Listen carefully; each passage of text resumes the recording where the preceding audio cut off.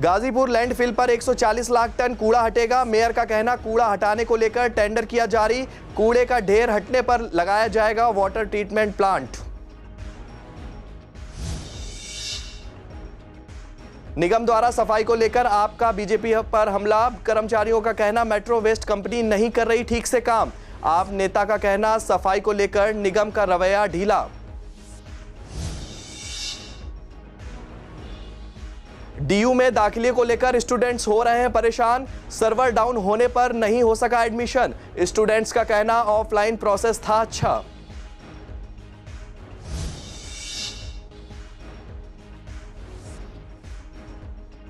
हर्ष विहार मामले में महिला आयोग ने जताई नाराजगी। पार्क में मिली महिला की लाश के बारे में नहीं मिला कोई सुराग। आयोग ने मांगी एफआईआर और पोस्टमार्टम की रिपोर्ट।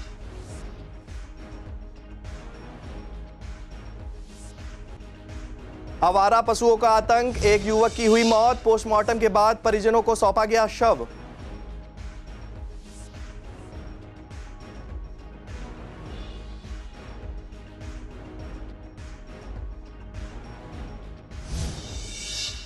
नमस्कार, आप देख रहे हैं पूर्वी दिल्ली खास और मैं हूं आपके साथ में शोभित पाठक। तुरुक करते हैं महत्वपूर्ण खबरों पर। गाजीपुर लैंडफिल साइट से अब 140 लाख टन कूड़े के ढेर को हटाया जाएगा, जिसके लिए टेंडर भी जारी कर दिया गया है। मेयर श्याम सुंदर अग्रवाल ने बताया कि टेंडर की अंतिम तारीख 29 अक्टूबर है। उन्होंने बताया कि पहले चरण में 50 लाख टन कूड़े का निस्तारण करने के लिए कंपनियों को टेंडर आमंत्रित किए गए हैं। टेंडर लेने वाली कंपनियों को कूड़े का निस्तारण उससे निकलने वाली मिट्टी को उठाने का काम भी खुद ही करना पड़ेगा। साथ ही 10 एकड़ की जमीन को खाली करके ये कंपनियां देंगी, जहां पर वाटर ट्रीटमेंट प्लांट लगाया जाएगा। आने वाले समय में कूड़े के ढेर को हटा दिया जाएगा।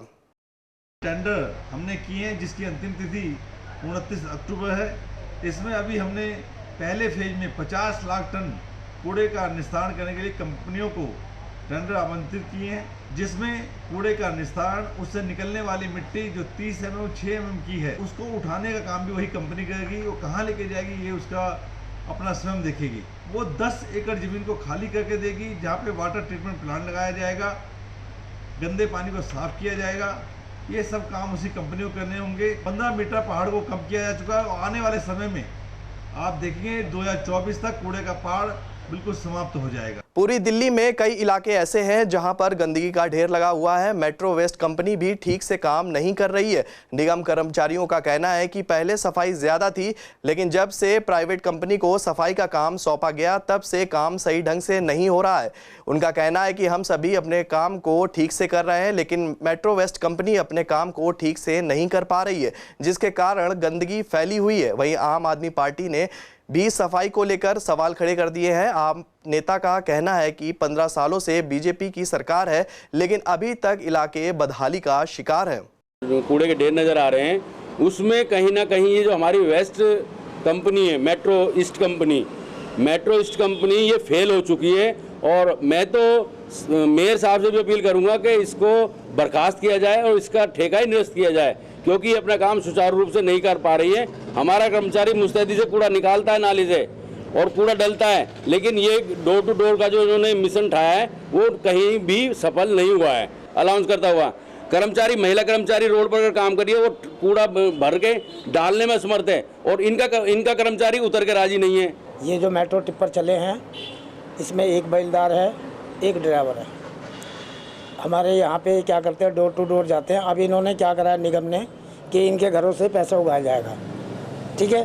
ये एक चक्कर लगाते हैं, सब निगम पार्षदों की मिलीभगत है। निगम पार्षद क्या करते हैं, रात में जो टिप्पर चल रहे हैं उसमें एक चक्कर लगाता है वो और खड़ा हो जाता है। वहाँ 4 चक्कर दिखाते हैं और निगम पार्षद जो उसमें उनका पैसा बनता है।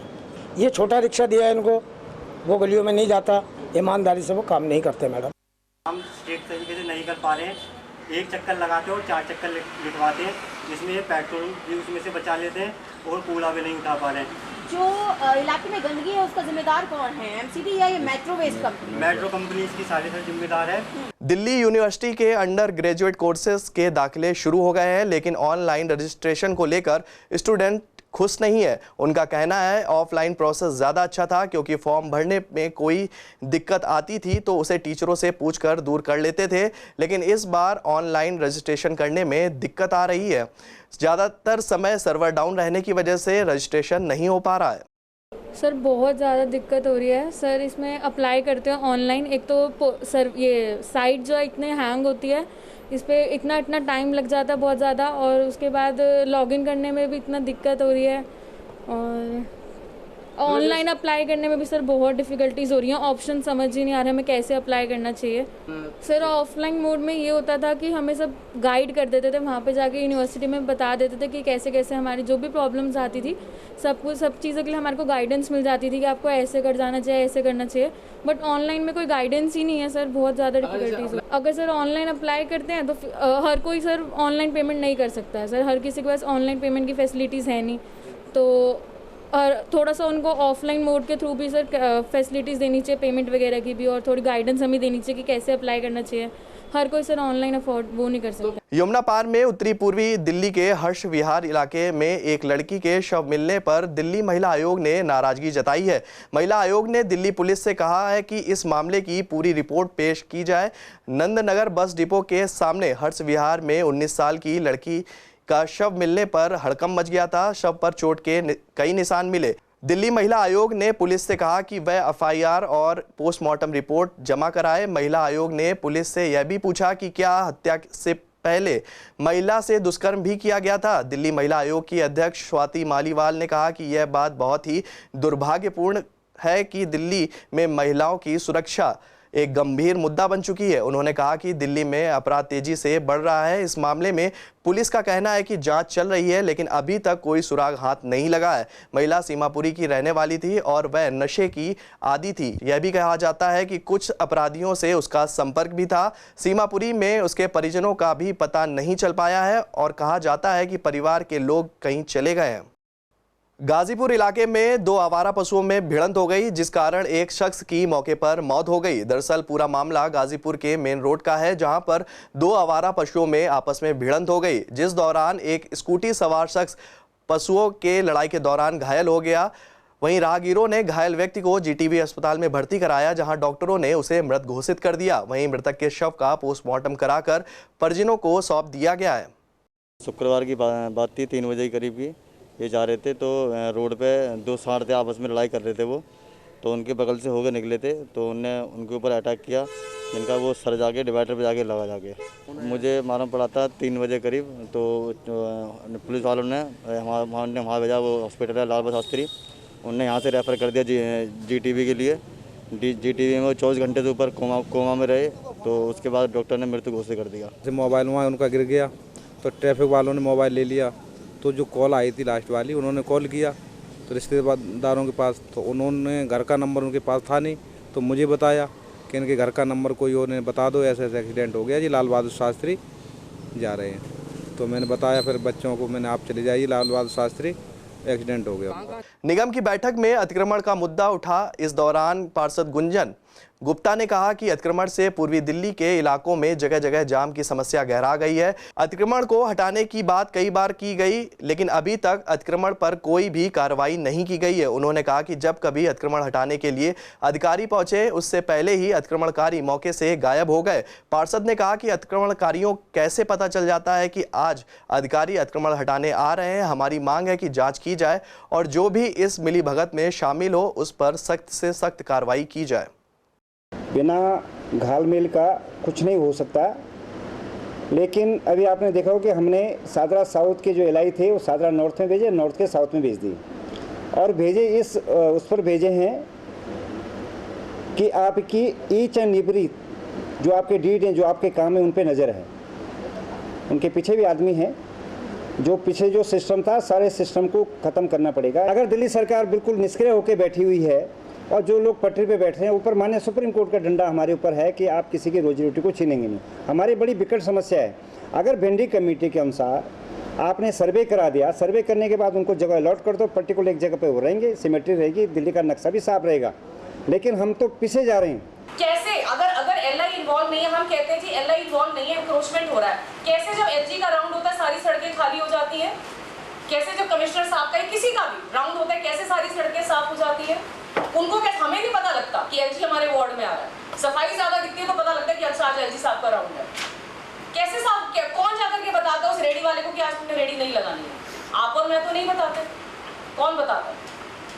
कहीं ना कहीं बहुत ज़रूरी है कि मैं हर बार ये बात कहती हूँ, कहीं ना कहीं कुछ इस तरह से बिहेव करें कि जनता जुड़े ना कि टूटे। पूरी दिल्ली के लक्ष्मी नगर शकरपुर की तंग गलियों में चल रहे गेस्ट हाउस हादसे को निमंत्रण दे रहे हैं। स्थानीय लोगों का कहना है कि हाल ही में शकरपुर इलाके में बने गेस्ट हाउस में आग लगने से 3 लोग झुलस गए थे।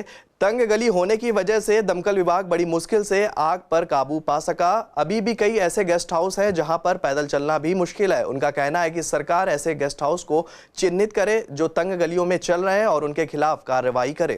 लोगों ने अपनी बिल्डिंगें बनाई हैं, छज्जे बाहर निकाल रखे हैं, तारों का जमघट लगा हुआ है सर, और गलियां इतनी सकड़ी हैं कि यहाँ पे फायर ब्रिगेड का आना ही इम्पॉसिबल है, और आ गई तो उसका बाहर निकलना बड़ा मुश्किल है।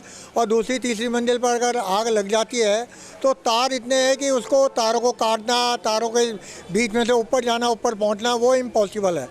जनरली यहाँ पे जो गेस्ट हाउस बने हुए हैं, यहाँ पे पीजी बने हुए हैं, लेकिन कोई भी जो है ना यहाँ पर जो रूल रेगुलेशन है उसको फॉलो नहीं करता। दिक्कतों का सामना पड़ता है। यहाँ पे एक्चुअली क्या है कि जब गलियाँ इतनी छोटी छोटी हैं, लोग इधर भी गाड़ी खड़ी कर देते हैं, इधर भी गाड़ी खड़ी कर देते हैं। अगर फायर ब्रिगेड भी आती है तो वो आ नहीं पाती, जिससे आग और ज़्यादा लगती है, उससे परेशानी है। तारों का झुमघट इतना लगा हुआ है कि मतलब जिसके कोई हद ही नहीं है। मतलब निगम पास से सबसे बोल दिया हम लोगों ने, लेकिन कोई यहाँ पे सुनवाई कोई किसी की भी नहीं है। लक्ष्मी नगर में, शकरपुर में सेम प्रॉब्लम है जी, पांडव नगर में भी सेम प्रॉब्लम है, लेकिन ये प्रॉब्लम सॉल्व हो नहीं है। पीजी भी यही है, सारे पीजी है, और गर्ल्स पीजी भी हैं, बॉयज़ पीजी भी। कभी कोई बड़ी दुर्घटना होगी तो उसको कौन देखेगा, कौन संभालेगा, कौन जवाबदारी देगा? कोई जवाबदारी किसी की भी नहीं है।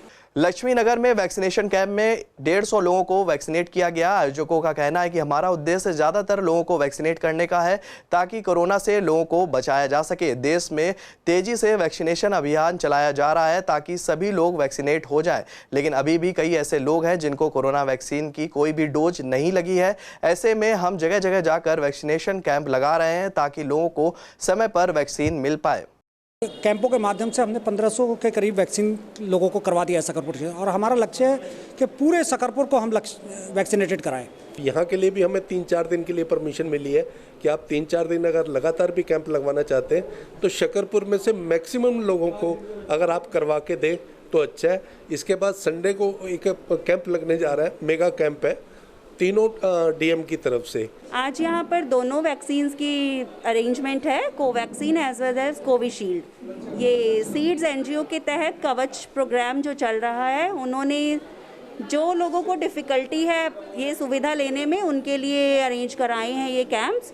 फर्स्ट डोज आ रही है, फर्स्ट डोज, क्योंकि ज़्यादातर लोग घर पे बैठे हुए रिफ्यूज़ल वाले हैं। जैसे कि फ़ीवर आ जाता है तो वो कहते हैं कि फ़ीवर से हमें डर लगता है। कुछ लोग इंजेक्शन के डर से, कि इंजेक्शन लगवाने से डर लगता है, तो घर पे बैठे हुए हैं। तो फर्स्ट डोज हम मोबिलाइज़ भी कर रहे हैं, आशा वर्कर हमारी मोबिलाइज़ कर रही है एरिया में जाके। जिनको एक भी डोज़ नहीं लगी उसको हम फर्स्ट डोज दे रहे हैं, कोवैक्सीन की दे रहे हैं। व्यवस्था यहाँ पर हम प्रॉपर व्यवस्था कर रखे हैं ताकि किसी भी आदमी को आने में मतलब लगवाने के लिए परेशानी, मतलब या कोई भी परेशानी हो उसके लिए पूरा हम लोग साथ दे रहे हैं। व्यवस्था सही है, काफ़ी सही व्यवस्था अच्छे से हो रही है, टाइम पे लग जा रही है वैक्सीन। एक निजी संस्था की ओर से गीता कॉलोनी में स्वास्थ्य जांच शिविर लगाया गया जिसमें बीपी, शुगर, नेत्र और दांतों की जांच निःशुल्क की गई। इसके अलावा जनरल फिजिशियन विशेषज्ञ, फिजियोथेरेपिस्ट विशेषज्ञ और दंत विशेषज्ञ की सेवाएं समाज के 95 लोगों को उपलब्ध कराई गई और 40 वर्ष के ऊपर के करीब 60 लोगों को नज़र के चश्मे निःशुल्क प्रदान किए गए। इस दौरान आयोजकों ने बताया कि उनका उद्देश्य हर जरूरतमंद को मदद पहुंचाना है।